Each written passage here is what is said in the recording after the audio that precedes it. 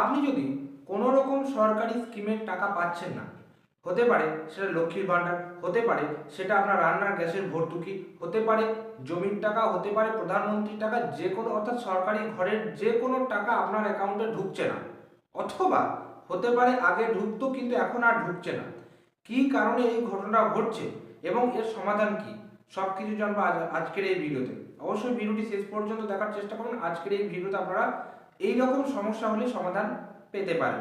ভিডিওটা খুবই গুরুত্বপূর্ণ আপনাদের জন্য। এবং আপনারা যারা যারা যুবসাথী প্রকল্পে অ্যাপ্লাই করেছেন এখন যারা বর্তমানে, এবং যেটা টাকা এপ্রিলে পাওয়ার কথা রয়েছে, সেই টাকাও আপনি কিন্তু পাবেন না যদি না আপনার এই কাজগুলো হয়ে থাকে। অবশ্যই ভিডিওটা দেখুন। প্রথমেই আপনাকে জানিয়ে রাখি, আপনারা অনেকেই ভুল করছেন। সেই ভুলটা কি? আপনারা অনেকে ভাবছেন যে আমার তো ব্যাংকের সাথে আধার কার্ড লিঙ্ক রয়েছে, তাহলে আমি অ্যাপ্লাই করতে পারবো ইজিলি। একদমই না। আপনাকে বলে রাখি, সরকারি ঘর থেকে টাকা আপনি তখনই পাবেন যখন আপনার ব্যাংকে এনপিসিআই অ্যাক্টিভ থাকবে। কি এই এনপিসিআই সেটাও জানবো। প্রথমেই বলে রাখি, সরকারি স্কিমের বা সরকারি প্রকল্পের যে কোনো টাকা বা যে কোনো রকম সরকারি ঘরের টাকা আপনার ব্যাংকে আসে একটা পদ্ধতি বা একটা প্রসেসের মাধ্যমে। সেই প্রসেসটার নাম হচ্ছে ডিবিটি বা ডাইরেক্ট বেনিফিট ট্রান্সফার। সেই জন্য আমি বোর্ডে লিখে দিয়েছি যে what is DBT and NPCI. DBT হচ্ছে ডাইরেক্ট বেনিফিট ট্রান্সফার, অর্থাৎ সরকারি ঘরের টাকা সরাসরি আপনার অ্যাকাউন্টে ক্রেডিট হওয়ার যে প্রসেস, এই প্রসেসটাই হচ্ছে ডিবিটি। এবার আপনার অ্যাকাউন্টে টাকাটা, তাহলে আপনি তো ভাবছেন যে সরকারি ঘর থেকে ডাইরেক্ট চলে আসছে আমার অ্যাকাউন্টে, তাহলে আসছে না কেন, টাকাটা মাঝখানে কোথায় থেমে যাচ্ছে? এর উত্তর দেবে এনপিসিআই। এনপিসিআই হচ্ছে national payments corporation of India, যেটা আপনার আধার কার্ডের মেন কাজ। একটা কথা মাথায় রাখবেন, ধরে নিন, অর্থাৎ এটা আগে বুঝিয়ে দিই আপনাকে। ধরে নিন আপনার তিনটে ব্যাংকে অ্যাকাউন্ট রয়েছে, এসবিআই, অ্যাক্সিস এবং পাঞ্জাব ন্যাশনাল ব্যাংক, যে কোনো তিনটে ব্যাংকে অ্যাকাউন্ট রয়েছে। এইবার আপনি যখন প্রকল্পে আবেদন করেছেন বা কোনো ভর্তুকির জন্য দিয়েছেন, তখন দেখা গেল আপনি আপনার স্টেট ব্যাংকে অ্যাকাউন্টটা দিয়েছিলেন এবং আপনার স্টেট ব্যাংকে আধার লিঙ্ক ছিল, এখনও আছে, হতে পারে। এবার সেই স্কিমের টাকা আপনি কিন্তু স্টেট ব্যাংকে পেতেন, বা সেই প্রকল্পের টাকা, যে সরকারি ঘরের টাকা আপনি স্টেট ব্যাংকে পেতেন। কিন্তু রিসেন্ট দেখা গেল আপনি আর পাচ্ছেন না। কেন পাচ্ছেন না? এবার আমি ধরে নিলাম আপনি সত্যিই পাচ্ছেন না, তাহলে দেখা গেল আপনি কিন্তু আপনার যে পাঞ্জাব ন্যাশনাল ব্যাংক রয়েছে বা অন্য অ্যাক্সিস ব্যাংক রয়েছে, সেটাতে রিসেন্ট আপনি আধার লিঙ্ক করিয়েছেন বা সেটাতে আপনি রিসেন্ট আপনি কেওয়াইসি করিয়েছেন। এবার আপনি লক্ষ্য করবেন যে আপনার টাকাটা এসবিআই না ঢুকে তখন কিন্তু এই পাঞ্জাব ন্যাশনাল ব্যাংক বা অ্যাক্সিস ব্যাংকে টাকাটা ঢুকছে। এর কারণ একটাই, এই যে আপনাকে বললাম যে ডিবিটির মাধ্যমে, ডিবিটি একটা প্রসেস, ডাইরেক্ট বেনিফিট ট্রান্সফার, যেটার মাধ্যমে টাকাটা আপনার আসছে। এটা মূলত কাজ করে এনপিসিআই এর উপর, অর্থাৎ এনপিসিআই বলবে কোথায় আপনার টাকাটা পাঠাবে। যেখানে আপনার যে ব্যাংকে আপনি এনপিসিআই অ্যাক্টিভটা করবেন, সেখানে কিন্তু আপনার টাকাটা ঢুকবে। এবার দেখা গেল আপনি লাস্টে অ্যাক্সিস ব্যাংকের কেওয়াইসি করেছেন, তাহলে সেখানে আপনার টাকাটা ঢুকবে। স্টেট ব্যাংকের অ্যাকাউন্ট দেওয়া সত্ত্বেও স্টেট ব্যাংকে কিন্তু টাকা পাবেন না। এরকম ঘটনা ঘটেছে, আমাদের সাথেই ঘটেছে। আমাদের গ্যাসের ভর্তুকির জন্য আমার বাবার মানে স্টেট ব্যাংকের অ্যাকাউন্ট দেওয়া ছিল, কিন্তু রিসেন্ট সে করেছে আমার বাবা, মানে তখন পাঞ্জাব পশ্চিমবঙ্গ গ্রামীণ ব্যাংক ছিল, তখন কেওয়াইসি করেছে ওই পশ্চিমবঙ্গ গ্রামীণ ব্যাংক এবং সেখানে আধার লিঙ্ক করেছে, সেখানে এনপিসিআই অ্যাক্টিভ হয়েছে, যার ফলে বাবা ভর্তুকি টাকাগুলো ওখানে পাচ্ছে। এইটা হচ্ছে ব্যাপার। এবার আপনাকে আমি একটা জিনিস বলে রাখি, এক্ষেত্রে এই যে ব্যাংকে আধার লিঙ্ক মানেই কিন্তু আপনার এনপিসিআই অ্যাক্টিভ নয়। আপনি দেখা গেল কেওয়াইসি করতে গেলেন, ব্যাংকে কেওয়াইসি করলেন এবং সেখানে আপনি আধার কার্ড দিলেন, আপনার ব্যাংকে আধার লিঙ্ক রয়েছে, হ্যাঁ আপনার ব্যাংকে আধার লিঙ্ক রয়েছে, কিন্তু আধার লিঙ্ক দেওয়া মানেই সেটা কিন্তু আপনার ব্যাংকে এনপিসিআই অ্যাক্টিভ নয়। এখন যে কোনো সরকারি প্রকল্পের টাকা বলুন বা গভর্নমেন্ট স্কিমের যে কোনো টাকা বলুন, সেই টাকা আপনার সরাসরি অ্যাকাউন্ট ধরে পাঠায় না। তারা কি করে, আধার নাম্বার ধরে টাকাটা পাঠায়। এবার আধার নাম্বার ধরে টাকা পাঠিয়ে দিল।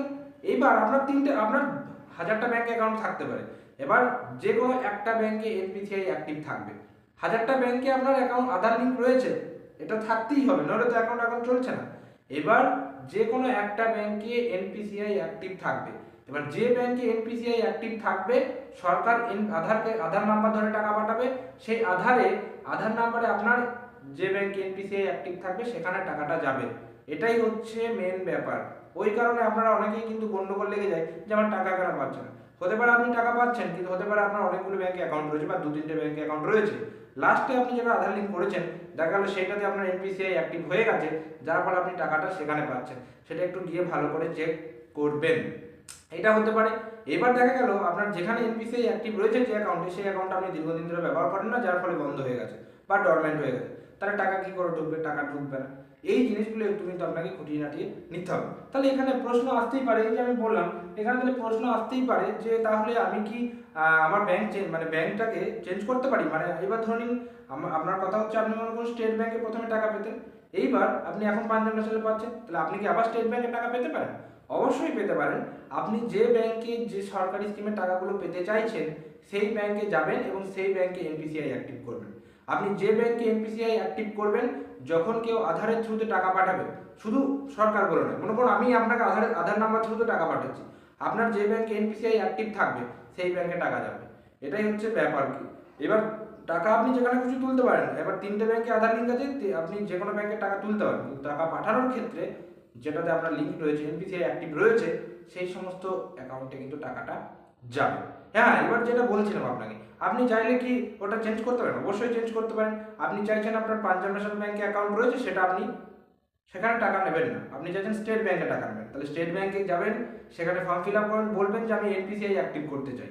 এনপিসিআই অ্যাক্টিভ করলে আপনি কিন্তু আবার সরকারি স্কিমে যত টাকা ওই অ্যাকাউন্টেই পেতে থাকবেন।